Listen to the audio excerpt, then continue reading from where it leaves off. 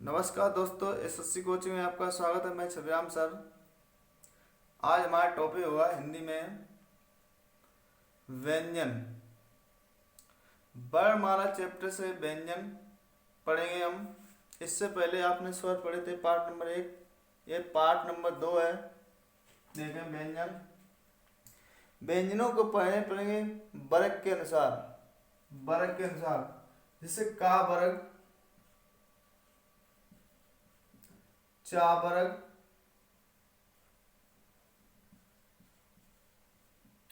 टा वर्ग,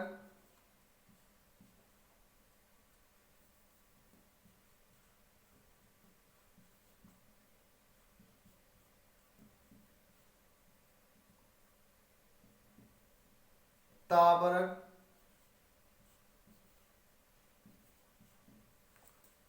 और पा वर्ग।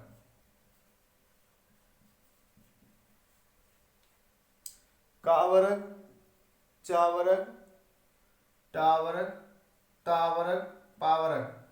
का वर्ग में आप लेंगे का, खा, गा, घा,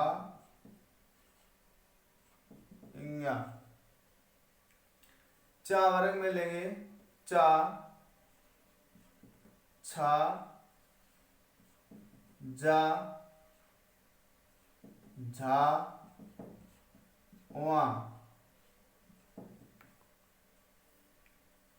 टा वर्ग में लेंगे टा, ठा, डा, डा, अड़ा। ता वर्ग में लेंगे ता, था, दा, धा, ना। पा वर्ग में लेंगे पा, फा, वा, भा, मा। देखें का वर्ग जो है, प्रत्येक वर्ग में 5 अक्षर होते हैं। प्रत्येक वर्ग में 5 वर्ण होते हैं। का वर्ग को हम कंठ कहते हैं, चा वर्ग को तालव्य कहते हैं, टा वर्ग को मूर्धन्य कहते हैं, ता वर्ग को दंत कहते हैं, पा वर्ग को ओष्ठ कहते हैं। पा वर्ग को ओष्ठ कहते हैं। देखें कैसे, जब का वर्ग के अक्षर का, खा, गा, घा, इंगा को आप जब बोलेंगे तो इनका उच्चारण हमारे कंठ से निकलेगा, गले के नीचे कंठ से निकलेगा। इस वजह से इनको का वर्ग को हम कंठ कहते हैं। इससे कहते हैं कंठ, कंठ व्यंजन।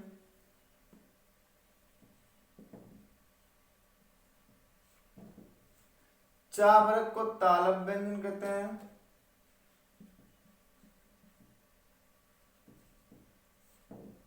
तालव्य व्यंजन कहते हैं।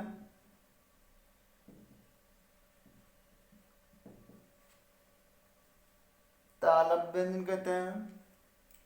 टा वर्ग को मूर्धन्य व्यंजन कहते हैं। ये मूर्धा से निकलता है, मूर्धन्य व्यंजन कहते हैं।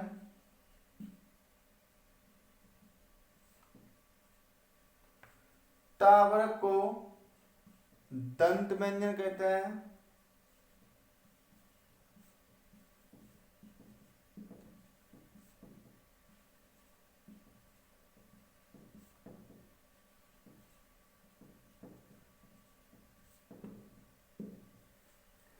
तो पा वर्ग को ओष्ठ व्यंजन कहते हैं।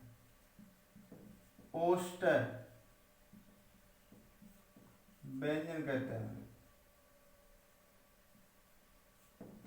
जब आप पा वर्ग के अक्षर जब बोलेंगे तो हमारा ओठ से ओठ जब भिड़ेगा तभी आप पा वर्ग के अक्षर बोल पाएंगे। जैसे पा, फा, बा, बा, मा। इसे वर्ग के प्रथम अक्षर, द्वितीय अक्षर, तृतीय अक्षर, चौथा अक्षर, पांचवा अक्षर कहते हैं। वर्ग के पहले अक्षर हैं, वर्ग के दूसरे अक्षर हैं, वर्ग के तीसरे अक्षर हैं, वर्ग के चौथे अक्षर हैं, वर्ग के पांचवें अक्षर हैं। इसलिए प्रत्येक वर्ग में 5 अक्षर होते हैं। इसे बोलते हैं अघोष।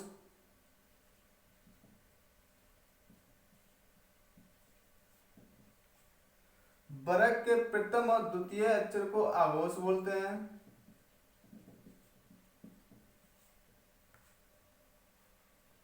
वर्ग के तृतीय, चौथे, पांचवें अक्षर को सघोष बोलते हैं।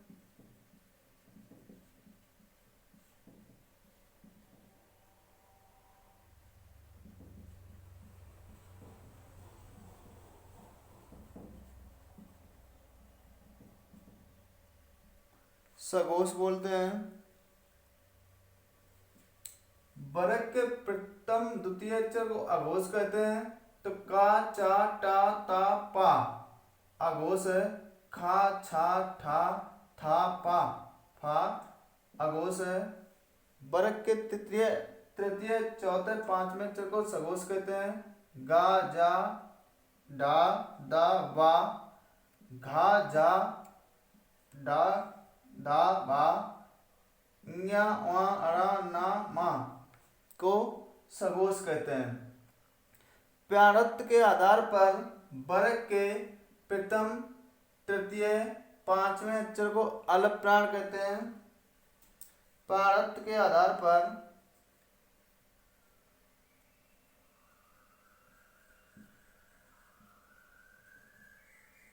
प्राणत्व के आधार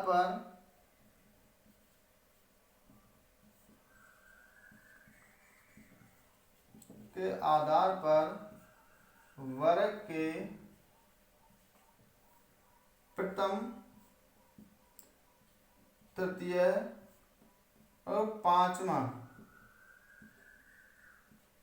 अक्षर को अलप प्राण कहते हैं।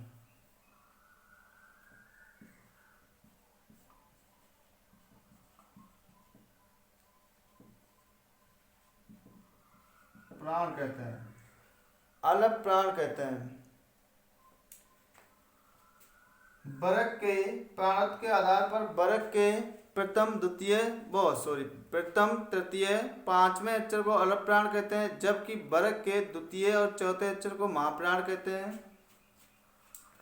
अलप प्राण का मतलब है जब इसे का और खा बोलेंगे तो का में हमारे मुंह से हवा कम निकलेगी और खा में हवा ज्यादा निकलेगी, इसलिए इसको अलप प्राण, इसको महाप्राण, फिर अलप प्राण, महाप्राण, अलप प्राण।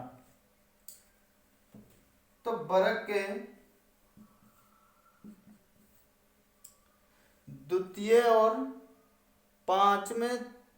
और चौथे वर्ण को महाप्राण कहते हैं। प्रत्येक वर्ग के द्वितीय, चौथे अक्षर को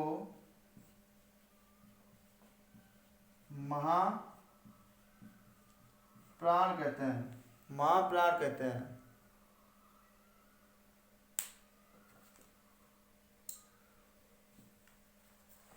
एक बार और देखें पूरा रिवीजन।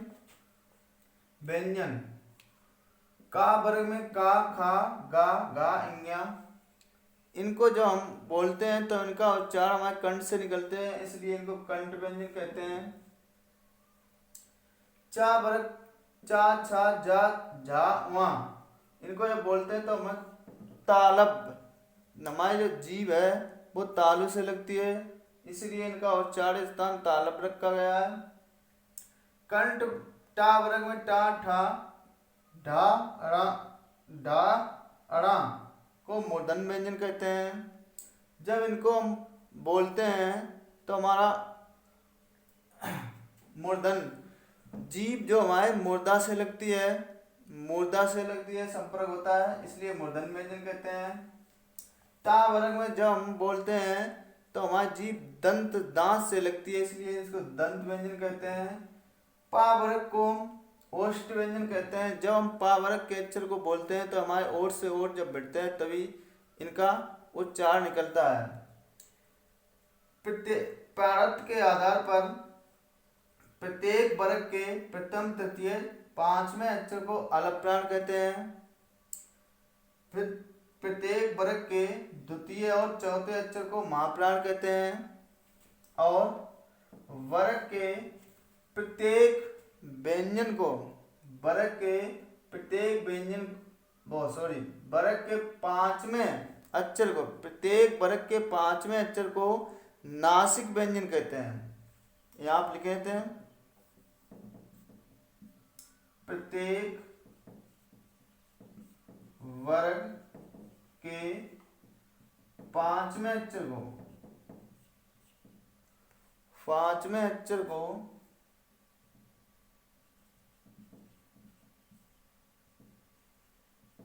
नासिक व्यंजन कहते हैं। नासिक का मतलब है जब इनका हम उच्चारण करेंगे, इन्हें बोलेंगे तो हमारे इनका उच्चारण करते समय हमारे नाक से इसकी हवा निकलती है। कुछ हवा नाक और मुंह से दोनों से निकलती है, इसलिए इनका उच्चारण स्थान नासिक व्यंजन रखा है। और देखें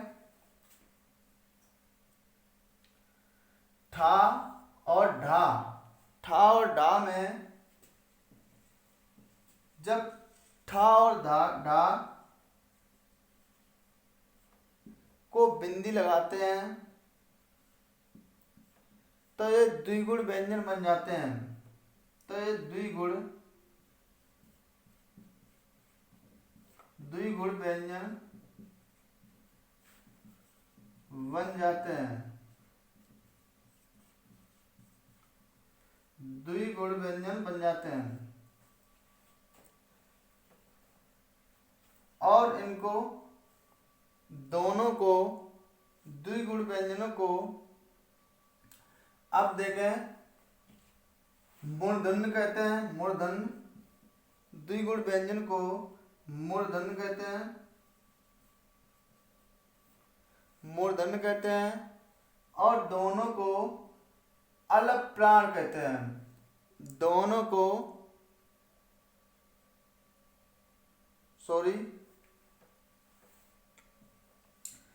इसको अलग प्राण कहते हैं, इसको महाप्राण।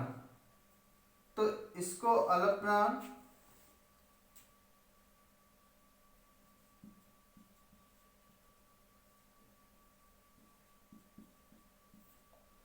इसको महाप्राण।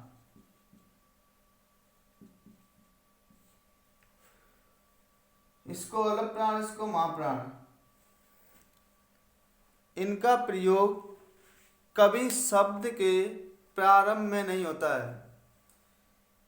डा और ढा का प्रयोग कभी शब्द के प्रारंभ में नहीं होता है।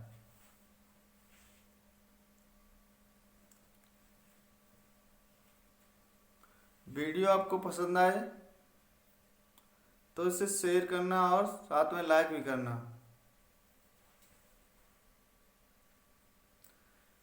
थैंक्स।